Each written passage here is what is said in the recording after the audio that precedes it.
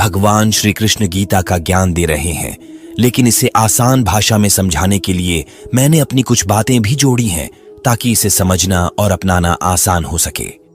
भगवान श्री कृष्ण ने गीता में कहा है कि सच्चा आनंद बाहरी चीजों से नहीं बल्कि भीतर से आता है। हम अक्सर अपनी खुशी को बाहरी परिस्थितियों, भौतिक वस्तुओं और लोगों से जोड़ देते हैं। हमें लगता है कि अगर हमें सफलता, धन, सम्मान या किसी खास व्यक्ति का साथ मिल जाए तो हम पूरी तरह खुश हो जाएंगे। लेकिन जब हमें यह सब मिल जाता है तब भी हम भीतर से खाली महसूस करते हैं। श्री कृष्ण ने यह स्पष्ट किया कि जो व्यक्ति अपनी खुशी को बाहरी चीजों पर निर्भर करता है वह कभी संतुष्ट नहीं हो सकता, लेकिन जो व्यक्ति अपने भीतर की शांति और आत्मा के ज्ञान में आनंद खोजता है वही सच्चे आनंद का अनुभव कर सकता है। सच्चा आनंद वह होता है जो परिस्थिति के बदलने पर भी बना रहता है।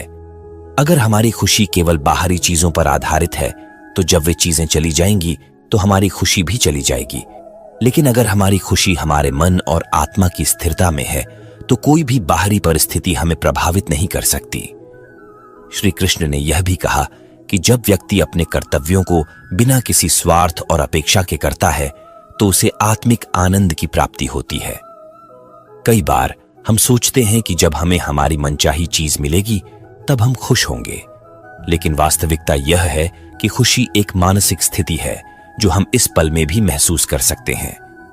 श्री कृष्ण ने समझाया कि जिस व्यक्ति ने अपने मन को शांत और संतुलित कर लिया वह हर परिस्थिति में आनंदित रहता है, चाहे वह कठिनाइयों में हो या सफलता में।